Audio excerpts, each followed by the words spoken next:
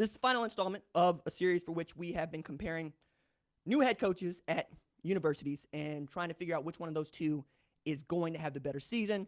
We have done Brent Venables and Lincoln Riley. That'd be Oklahoma, USC. We've done Marcus Freeman and Brian Kelly. That'd be Notre Dame and LSU. We have done Mario Cristobal and Dan Lanning. That would be Miami and Oregon. And now we want to talk about Billy Napier at Florida and Tony Elliott at Georgia. Okay, so how will Billy Napier do at Florida in year one? Schedule first.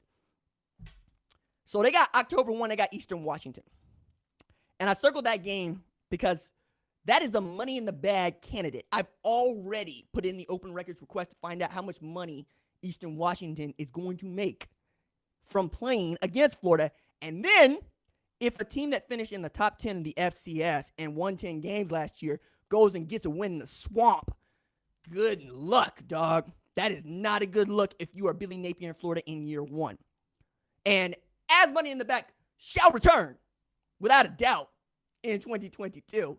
Again, I'm excited, because that's going to be toward the end of the money in the bag season, right? We don't get a whole lot of opportunities for money in the bag in November, in October. It's definitely not in December.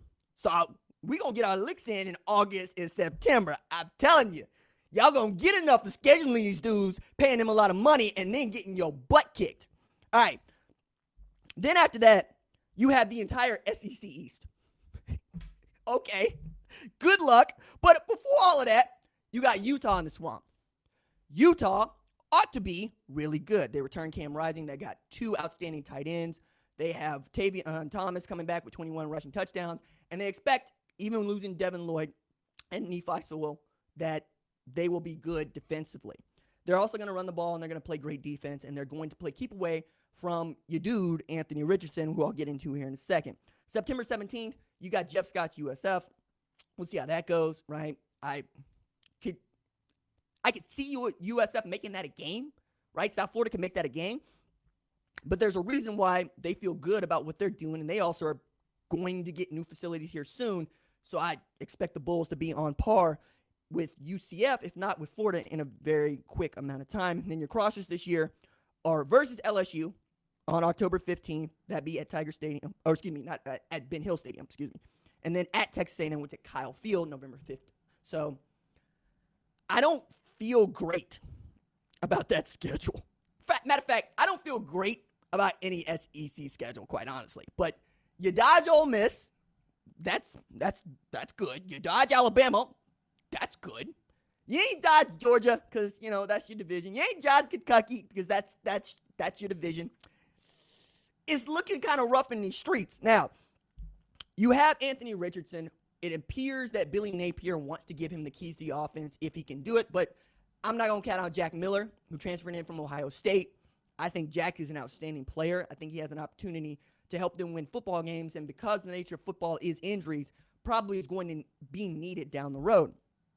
But as good as Anthony Richardson is, he needs Justin Shorter and DeMarcus Bowman and Lorenzo Lingard to be on their A game. You need DeMarcus Bowman to play like the freak show that he is. Like that dude coming out of high school was something else. Ended up at Clemson, transferred to Florida, has lied low for the last couple of years. We'll see what that ends up like. Now, coming out of spring ball, a lot of people like Lingard. I still think Bowman's going to be the starter or the dude to get most of the touches. Say nothing to Naquan Wright, who I know a lot of y'all are in up on, but I know what I got in DeMarcus Bowman. I'm going to try to hand him the rock and make somebody else give it to them. Okay. Justin Shorter just had 41 catches, 505 yards. That ain't going to cut it. You're going to need to double that up in both cases, as we're going to get closer to talking to Virginia here in a second. They have the kind of wide receiver output that you're going to need from Florida in 2022. Okay, Florida additions. Owasso's own Chris McClellan, defensive tackle. Don't know how much time he's going to see because that's a loaded room, but that's a good addition for you to have. That's great depth. Running back Trevor Etienne, right? That'd be Travis's little brother. LSU really wanted him. Had some looks from Clemson. He could actually challenge Naquan or Lorenzo or even my man DeMarcus for some time. Montrell Johnson, another running back. He's transferring in from Louisiana, so you know that Billy Napier knows what he has there. They shocked me by signing safety Kamari Wilson. I didn't expect that to happen. So they ought to be pretty doggone good on defense. And then other guys for you to just keep an eye on. Safety Rashad Torrance, edge Brennan Cox. We didn't expect Brenton to come back. Gervin Dexter at defensive tackle. Like, they have guys to be pretty doggone good defensively. It's about I think they call this dude AR-15, Anthony Richardson, which, okay, cool. They fine. If that dude ends up being Cam Newton light, by all means, because I would have loved seeing Cam Newton run that 08 Gators football team. I know that puts a dent in your Tim Tebow legacy, but I don't think Tim Tebow would have ever seen the football field if Cam Newton would have been able to be the dude. And that's at least what Billy Napier is going to allow for, is letting Anthony Richardson be the dude. I'm just throw that out there. Schedule breakdown that really gets to me about Anthony Richardson. I just don't know how this dude's going to look against Georgia. I don't know how he's going to look against Kentucky. I think you're going to have to throw the football on them. I think they're going to play man. I think they're going to blitz you. I think they're not going to let him run around. That might be where you see Jack Miller come through. Okay.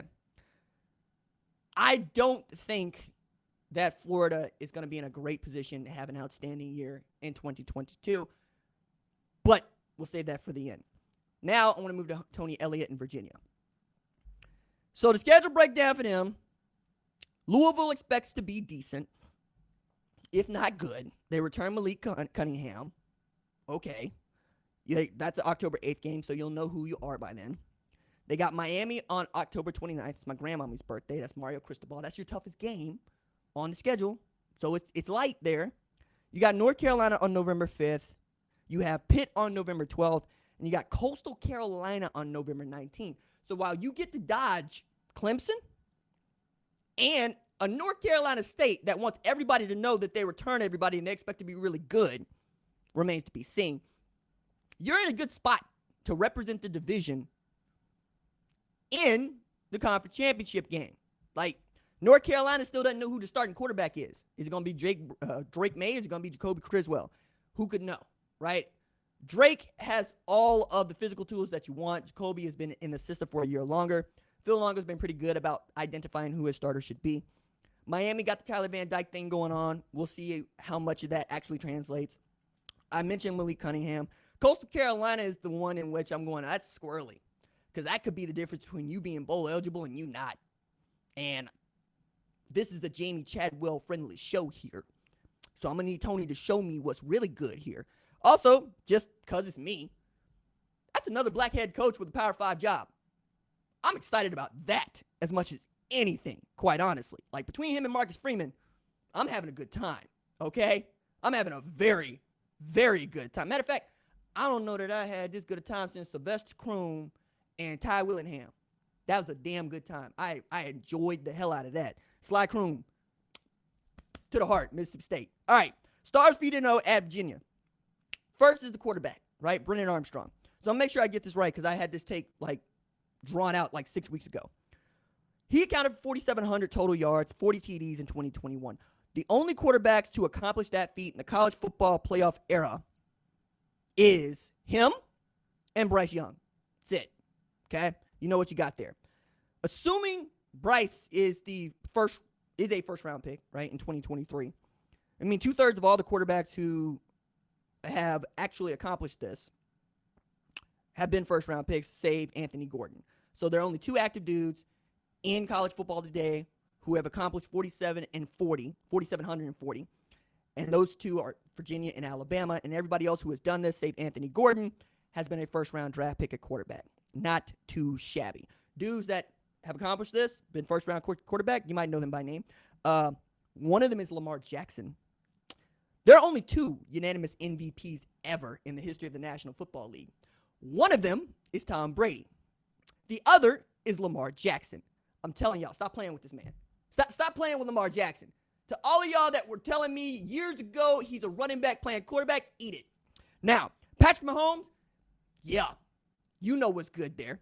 And then there's another dude from Clemson who's not named Trevor Lawrence. He did it too.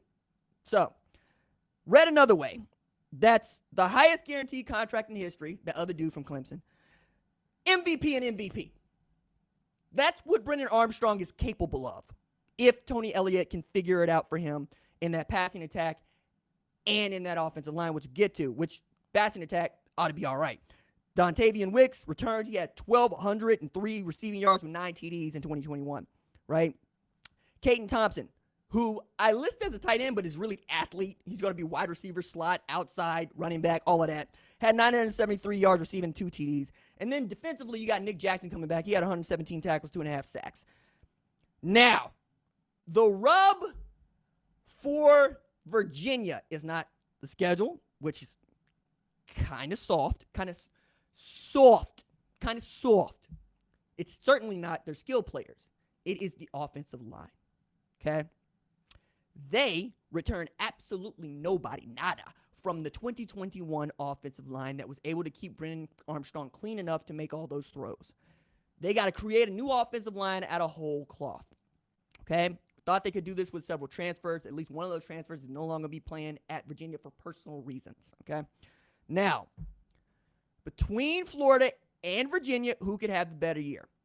I'm looking at Florida expecting 6-6 to 7-5. Virtue of playing the SEC, virtue of you being in year one, virtue of everybody getting acclimated to the way that you do things down there in Gainesville. It's just not an easy place to play. Not an easy place to win. That's why when they're good, they usually play for conference championships or win national championships, right? I also need to add the last time that Florida won a national championship was the last time they won a conference championship. Okay, that'd be 2008. Now, Virginia figure out the offensive line.